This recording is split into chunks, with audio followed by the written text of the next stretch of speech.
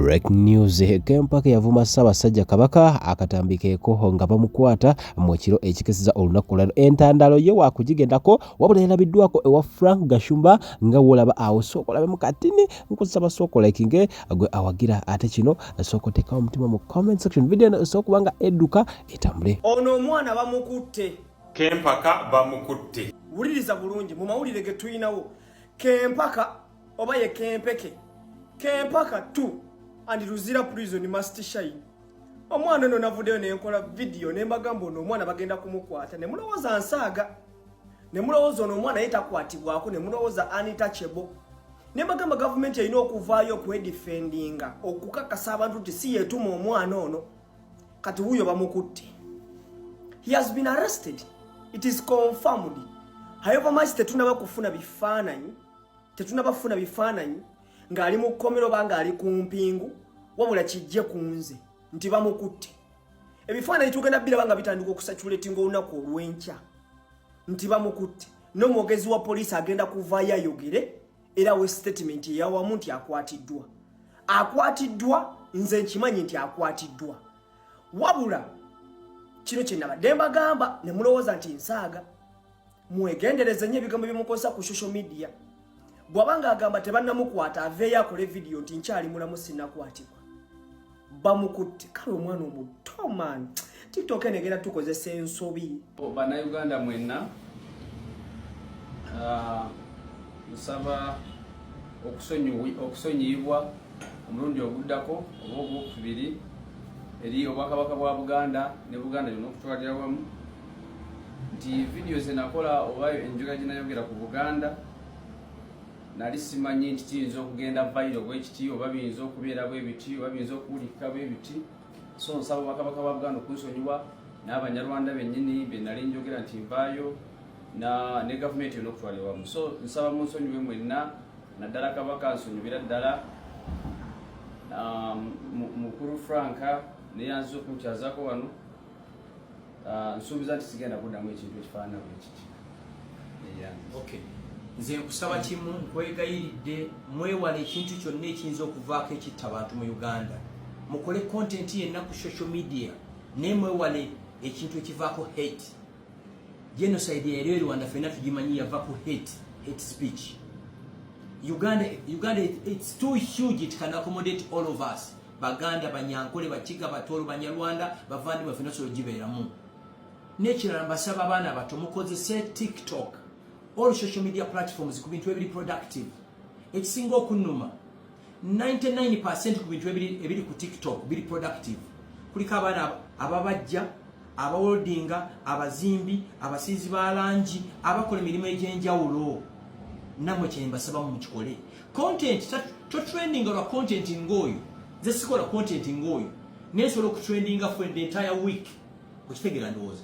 So mukozesa social media ebe empowering si kusiga bukyayi. Obukyayi bw'amawanga kasita bugwawo n'alumanya ne saalumanya. Okiwulira ndowooza. Tuleke okwerabanga ab'enjawulo nze ndi wagwanga gundi nze ndi wagwanga gundi nze ndi wagwanga gundi. No, ffenna tuli Bannayuganda.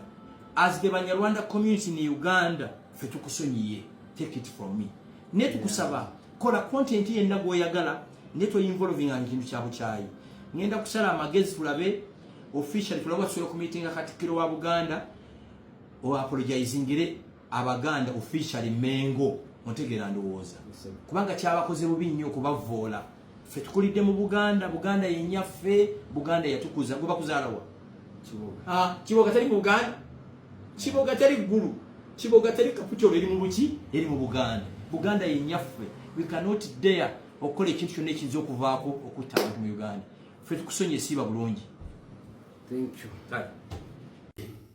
Oba mujjukira omuvubuka emabegako eyajja n'ayisa mu Kabaka amaaso ndowooza abasinga mumanyi bulungi. Amawulire agali mu inbox yange gagamba bamukutte bw'abadde ava ewa Gashumba okwetonda. Kempaka ye kennyini yeesitudde n'agenda ku ofiisi ya Frank Gashumba ng'agenza okumwetondera ku ebyo bye yayogera oluvannyuma lw'okuyisa mu Kabaka amaaso. Era Frank Gashumba yavaayo n'akola video nga si musanyufu ne Kempaka Kempaka yeesitudde agende yeetonde wa Frank Gashumba era n'atuukayo ne bamwaniriza bulungi ne yeetonda ne bamusonyiwa ne vidiyo gy'eri ku peegi ya Frank Gashumba bw'ogendayo gy'aggisanga yagira bannaye kino nkibagamba okwetonda kwange kunadde njogera nkusazizzaamu era sina bye ntonze ngenda bawa paka mutuke umufune we mujja video zona tuziime na government emukwasire ziime ohulire otakagira ngu Kempaka kurangu ali omuchome ngo abaganda bagira police ba reporting ninga Frank abahongira police na reporting nyowe police yange nesimu yange kushumirira abaganda tubagireyo kuyahuka government eya wakati yeyarabye omuntu ono alikora kino TikTok kigenda teka wa Uganda Kenya amayumba bagocha ibintu byafa obuzibu bava ku TikTok okiraba ne barabamu n'ekirala abana bameka abo mu central abali mu prison basuka mu abiri okuli ba Madbala okuli yani bonna ne barake choice kati atone yavuddeyo ye nakuba abaganda navora abaganda ye tagenda kwatibwa tuwapaine nyinyo pambu Assalamu alaikum wa rahmatullahi wa barakatuh. Amanya n'eddobozi Haji Abudu omusomi w'edduwa nkola ku nsonga ez'enjawulo emirimu nga gikutataganyeko ebyenfuna byo nga bidobonkanye ne oba oli bweru wa ggwanga emirimu gya kucankalanako jangu kusomere ku dduwa okuva nedda edduwa zaabaawo edduwa zisomibwa omuntu n'oterezebwa mu mbeera yonna ebadde ekwesibyeko ekusibyeko akanyaga nina ekyoto kyensobola okukumira lwadde oli bweru wa ggwanga nga toli kumpi wano n'ofuna omukisa ogwo nawe n'osomerwako ku dduwa nga nkuteddeko n'akabaani Allah ajja kukusaasira ajja kukwanukula kuba ku nnamba yange y'essimu 0752 44 71 56 ne ku WhatsApp kwendi mpereza obubaka sobolo kuyamba. Assalamu alaikum wa rahmatullahi wa barakatuh.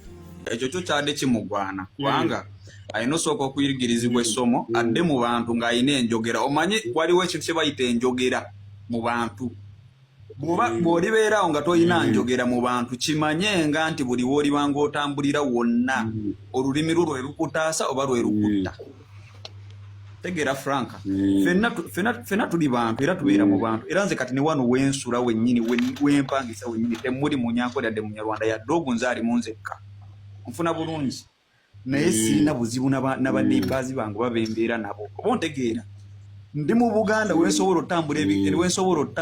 okutambula olugendo lwa mayiro 2 nga sisanze munyankole oba munyarwanda ontegeera kati kino kye yakoze sikikiririzaamu nti kituufu onfuna bulungi naye ate naffe ekintu kye tuvumirira kyekintu kye bayita tribalism evaawa tribalism eva waggulu Bobi Wine yayimiridde ye kennyini principal president w'abantu asuubira okudda mu ntebe akulembere gwa